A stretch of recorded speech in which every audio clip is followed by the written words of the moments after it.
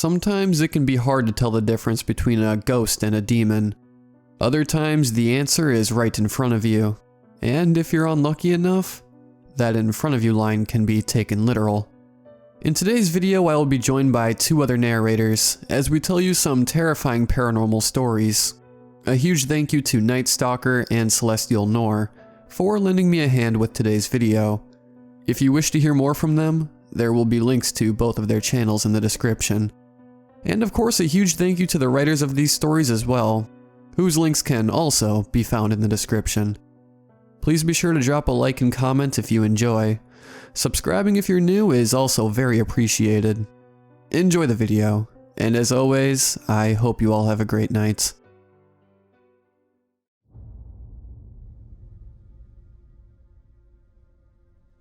I grew up in a small town in the middle of nowhere in eastern Washington. The town I grew up in had only 2 bars in it: a post office, a gas station, convenience store, and 2 schools. Elementary and the high school and middle school was further down the road. Since there weren't a lot of kids, the middle school and high school kids were all in the same building. Like I said, small town. This town, though, takes place in the neighboring town 15 minutes or so down the road when I was 15 years old. My best friend Nathan lived in town right in the middle of the university in some of the lower income apartments. These apartments weren't that bad for being low income. Like other places, they were nicely kept up and not too many druggies around the area, but a lot in their surroundings. I preferred hanging out in his apartment and around the university that my shabby falling apart trailer resided in the middle of Methsville. Nathan and I known each other since kindergarten and have been best friends since the very first day. We ended up both getting in trouble for writing on the walls, so we got put into the chairs facing the wall together, and we had gotten into trouble ever since. We went to the same school for the first couple of years after he moved up here from Alabama. Eventually, his parents divorced in 3rd grade. Him, his 2 sisters, and their mother moved out to the next town over, so we had to go to school out there. We could never just be best friends for life, so we kept in touch with phone calls, emails, and little letters telling each other about our days at school and how much we hated our teachers and stuck-up peers. Work we were proud of. We even got to hang out at each other's houses for entire weekends every weekend. I had just turned 15 in December when I had to deal with my bio mother dying of a drug overdose. Both of my parents were heavy drug users, and my father is still to this day a drug dealer. I had a lot of horror stories growing up because of this, but those are for another time. A couple months after my mother died, my father went to jail for a bit. I don't remember how long, but it was a couple of months. He was in and out of jail a lot throughout my entire life. When he came out, he was different. He was worse than before. He'd always been the devil himself to me, but somehow he had gotten even worse. Months later, right before summer started, my bio father kicked me out because I told somebody something that happened to me. Again, another story for another time. 15 and on my own, I was couch surfing for a while, around my shitty tiny town, just trying to finish out that year of school before summer hit. I felt like once summer hit, and I had been more free, I would be able to figure out what I would do about everything. This was the early days of Facebook, and not everyone had a phone in their pocket, so just like any normal kid those days, the library is where I spent most of my days. We had an hour time limit on Billy, one of my names of the computers available for public use at the library. Slow as all hell, and loud as shit, I would scroll through Facebook seeing if any of my friends were on, see if I could crash with them and their family for a couple of days. Nathan was the only one that was on, and he was also the only one that had messaged me. His mother was going to be gone for a couple of days for something or another, and his sisters were staying at their father's house. Nathan and his father were never on good terms, so he didn't go over there to visit as much as his sisters. He was going to stay home alone for almost a week, and his mother agreed on me staying with him while everybody was gone. She just wasn't able to come get me, and the people I was staying with didn't have the time or means to transport me into the next town. We agreed to walk down the trail that connects the towns, meet up in the middle, and walk back together, smoking cigarettes his mother had gotten him and weed we had attained. It was sunset by the time we got to the opening of the university. This town is a lot bigger than the one I normally lived in. A decent amount of abandoned buildings to explore. Lots of things to get into, and gigantic universities to explore day and night. It was like heaven for a rebellious teenager. There was also some areas from the patches of woods. It was summer, so a lot of the college kids had gone home for the summer. Not a lot of people to bother you, and the students that stayed over the summer didn't want to be bothered and didn't want trouble, so we got away with a lot. Complete and total freedom. It was about middle of June, and getting pretty hot outside. Nathan and I were out almost every day and night of that week longboarding around town and the university. Smoking pot in every alleyway and hidey hole we could find. We went to one of his friend's house downtown to get even more stoned and smashed in a small get-together in her very large falling-apart house. Now, other than his friend Anne, Nathan and I didn't know anyone else there. Once we walked in through the front gate, I felt like something was a little off. Like someone's eyes were boring into my soul. When I looked around at the other faces around me, I didn't see anyone other than Anne looking in our direction. She greeted Nathan with a hug and glanced at me, probably trying to figure out who I was in her very hammered state of mind. Then as she swayed as she led us through the small crowd of people into her kitchen and grabbed us cups and started filling them with her own terrifying concoction of booze. She had a talent for making drinks. It could be 90% alcohol and you wouldn't even taste it. You wouldn't even know you were drinking booze until you've already chugged half of it through her signature smoothie straw and started searching for something behind you to lean against. We listened to all the good old dubstep and EDM at that time. Everyone drunk as hell, tripping balls off Molly and shrooms, smoking more than my little heathen heart could handle, and doing glove tricks. Shuffling with half-naked girls dancing around with hula hoops. You know, normal middle-of-the-week night for kids like us over the summer at that time. After 3 of Anne's drinks, I could barely remember my name, let alone the eerie being watched feeling I had felt when I first arrived. Nathan hadn't drank as much as me, but he was pretty shit-faced himself. At about 1 in the morning, everyone started to leave the party. Nathan and I had our fill of booze and decided it would be a better idea if we walked home instead of attempt to ride on our boards back to his place. We ended up not even being able to find them in the dark with our double vision. Anne showed us out of her back gate, and we started our long trek back. About halfway through the college, we were passing the science building when I heard an extra set of footsteps in a pretty dark area of the building. I clung onto Nathan's arm like drunk girls do, and whispered into his ear that I thought we were being followed. Nathan didn't flinch or even talk above a whisper, but he tried to convince me that it was just the echo of our footsteps against the building, or a drunk college student making their way home. But I realized that I felt the same being watched feeling that I had gotten when we had first gotten to Anne's. We got to the market, that's only a few blocks, about maybe half a mile from his house, and stopped to smoke a bowl and hang out outside after hours to feel like the cool kids at our spots posted out front of the store like a sad parody of Jay and Silent Bob.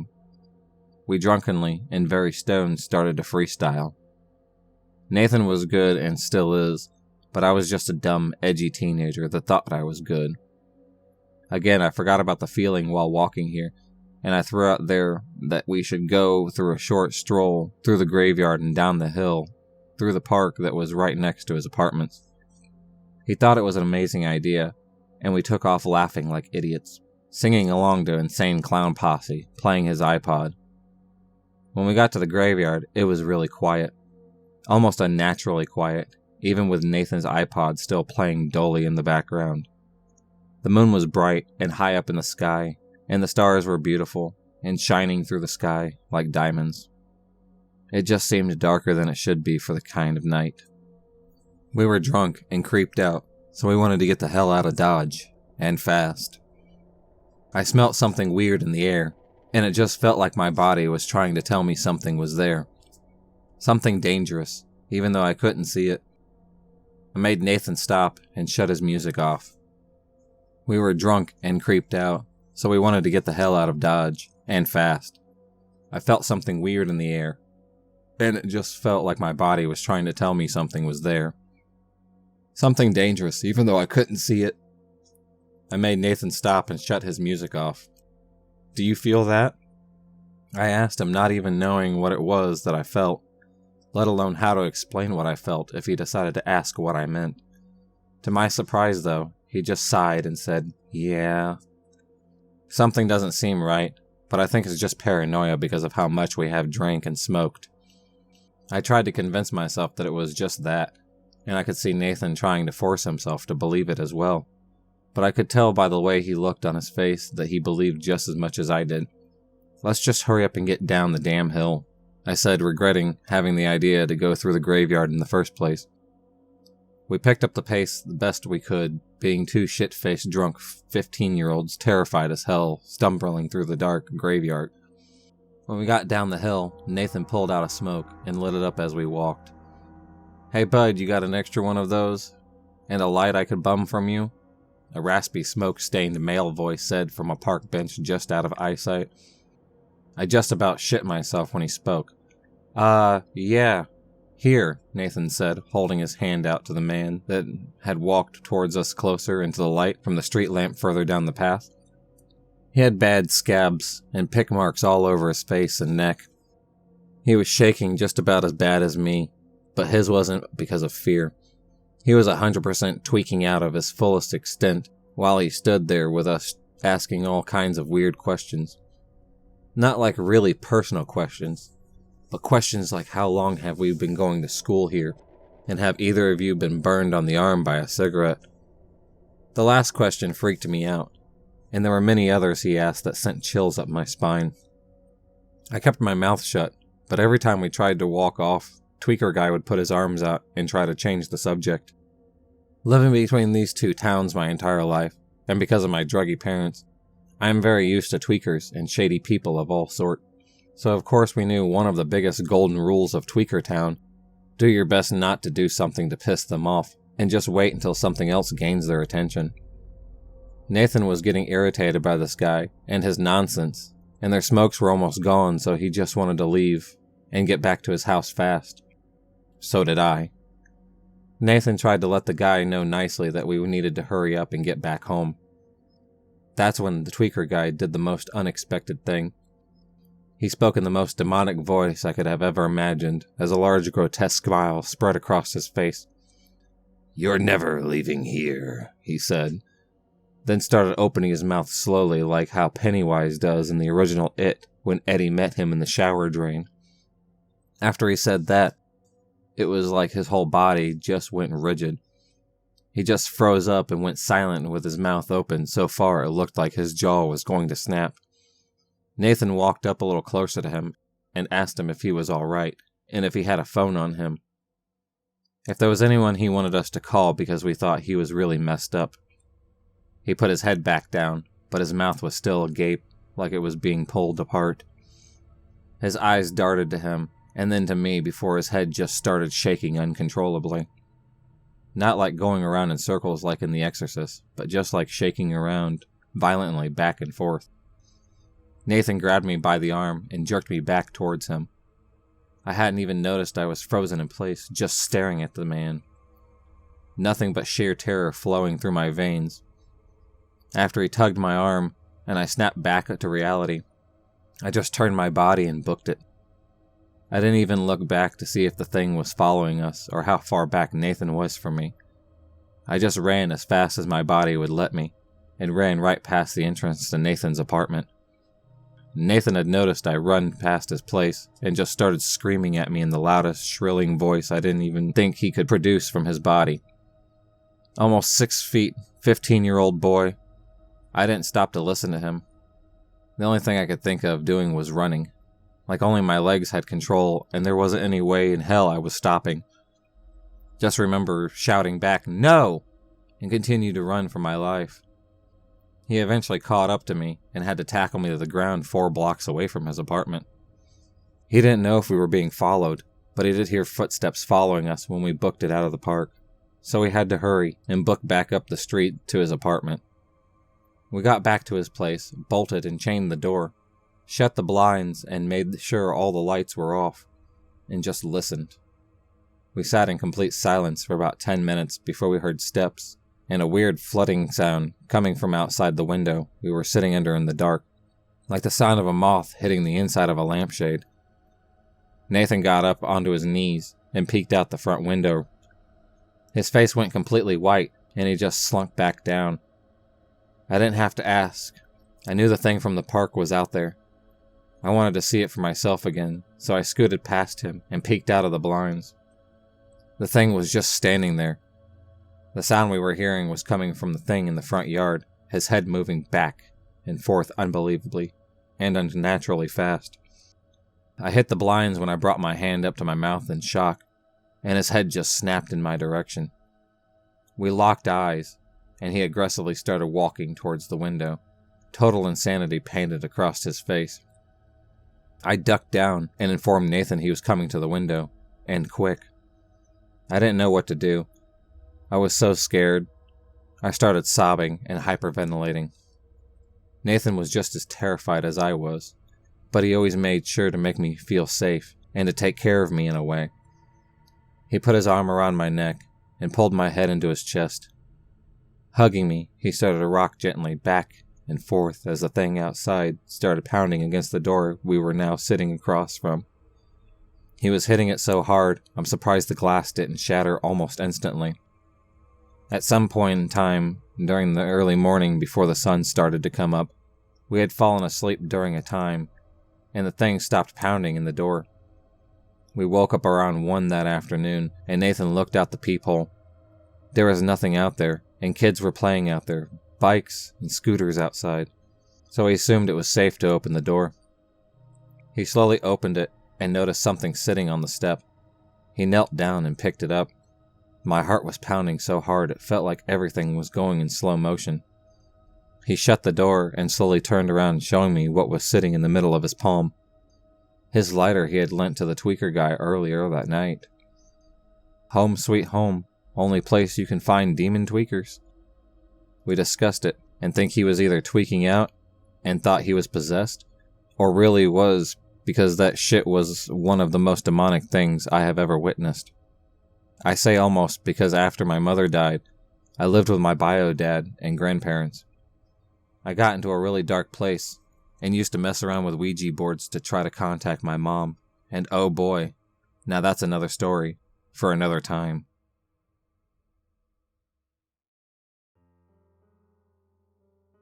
Let me start off by filling in some background. We have lived in this house since I was 4, so it's not like we just moved in, and I'm getting freaked out. My house is about 150 to 200 years old, so it's got some character to it. I have a few stories about this house that I would like to tell, and if you can tell me what it sounds like, that'd be great.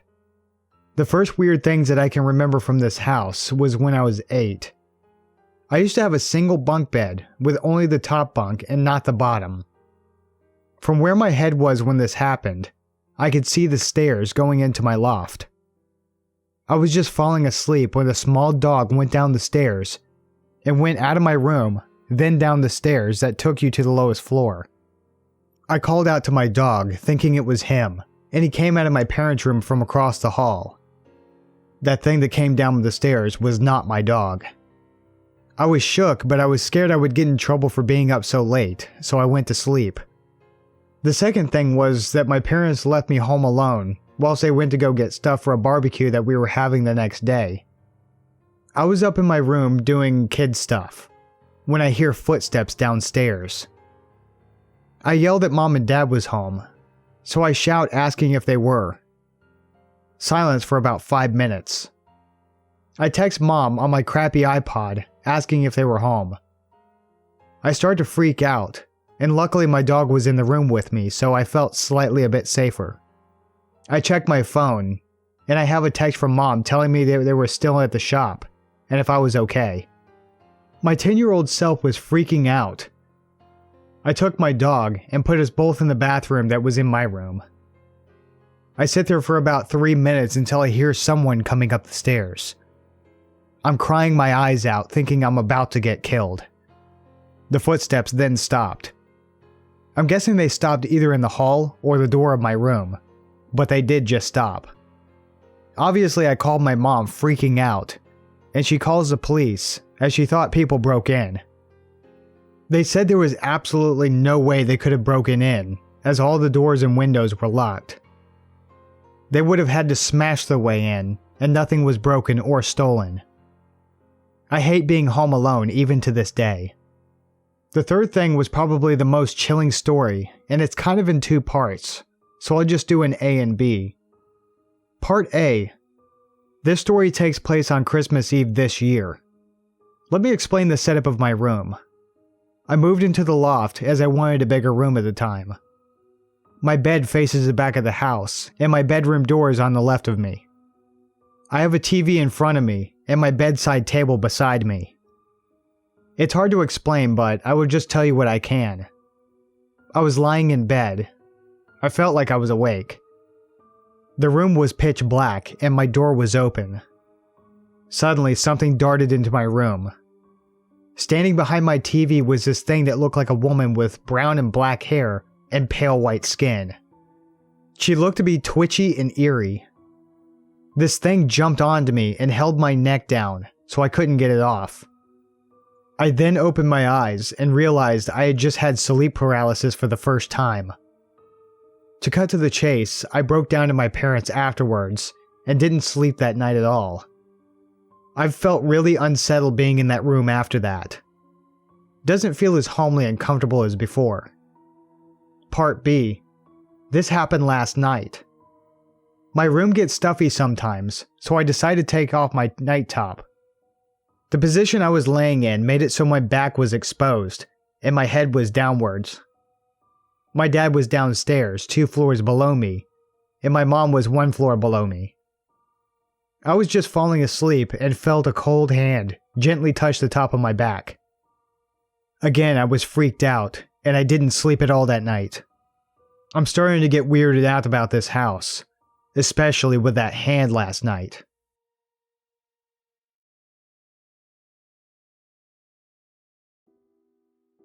It was a year ago next week when I got a call back from a manager, Ted, saying that I had gotten an interview to work at my large regional hospital here in Utah.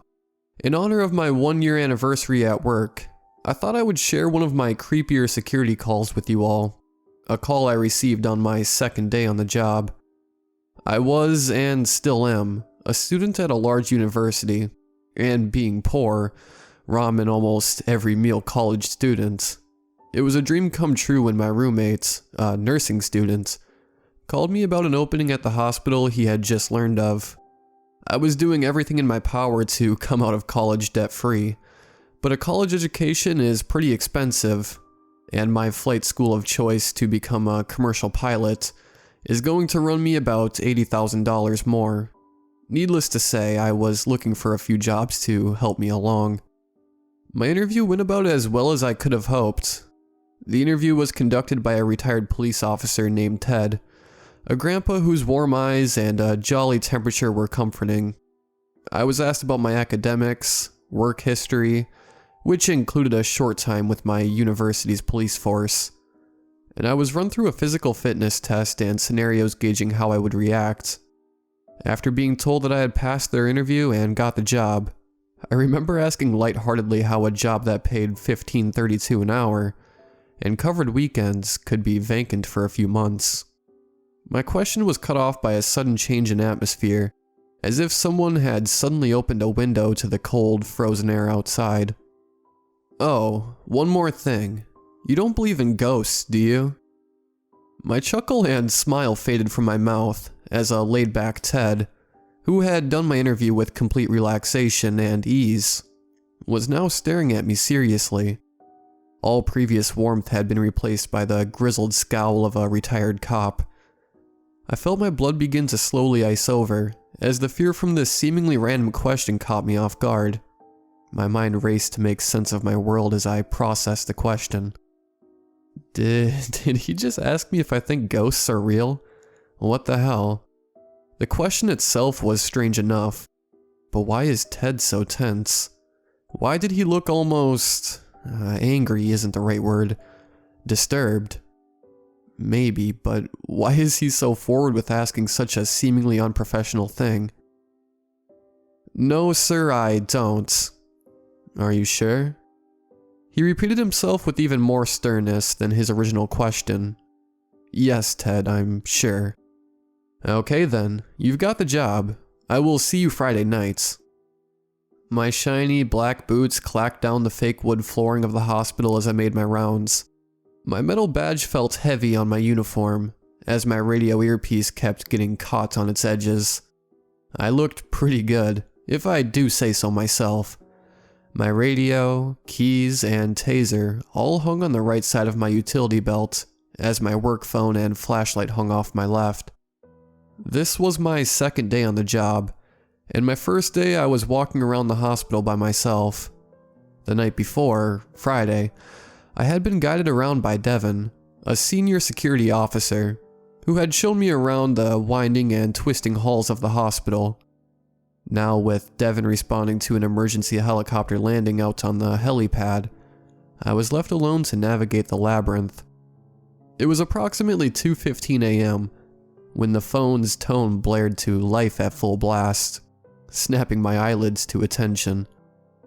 I had been sitting at my desk with the plasma screens displaying countless feeds from interior and exterior security cameras when I started to doze off slightly. I answered the phone in my most official tone I could muster, trying to hide any sleepiness in my voice. Security, how can I help you? Hello, you have reached hospital security. Do you need help? Hello, can you hear me? My manner shifted from urgency to mild annoyance at the thought of getting a pocket dial from a nurse's work phone. All I could hear was silence and ambient static on the other end. No indication that someone needed my help. I looked at the in-house phone number and was instantly confused. 72493. The sevens at the front of the number mean that it's a landline, I thought to myself as I cupped the phone with my shoulder and ear as I looked through my notepad. Just as my mind began to falter in making sense of the situation, I heard a faint voice of what sounded like an elderly woman over the line. Hello?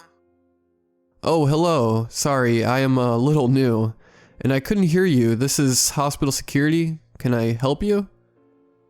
Where am I? Ma'am, are you lost? How can I help you? It's cold and I don't know where I am.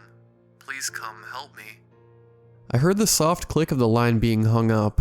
While I was confused, I wasn't without sense of the situation. I had been briefed that since this was a hospital, we often had a lot of old, senile inpatients, patients that stay overnight at the hospital, that would sometimes get out of their beds and wander, thus getting lost. Well, in most of these situations, it would be a nurse or tech calling me about a missing patient, and calling an adult code pink, hospital code for a missing patient. The landline phones, if picked up, would automatically begin dialing security if no buttons were pressed for a few seconds. All the landline phones in the hospital did this, and they are all marked as such. It was not out of the realm of possibility an elderly woman had gotten lost and called me. I looked up on my interactive map where line 72493 was, and it gave me a location. South Tower, 2nd floor, room 5. I jogged down the halls to the elevator of the South Tower, determined I was going to find whoever had called me. I came out of the elevator and rounded the corner. I stood in shock as I read the plaque on the door near the number 5. Morgue, employee clearance required. Red flags and warning alarms were going off in my head. How could a patient have gotten into the morgue? The doors need a badge scan to get in. How could she have gotten in?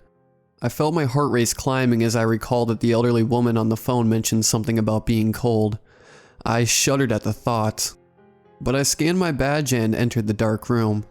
I would be damned if I was going to lose my job because an old lady got lost, called me, and I didn't do anything about it. The door gave a loud click as I walked into the dark morgue. The hum of the large silver freezers to my left filled the silent room with an ominous, electric noise. The small circle of my flashlight illuminated the room, as I attempted to find the switch to turn on the lights, but to no avail.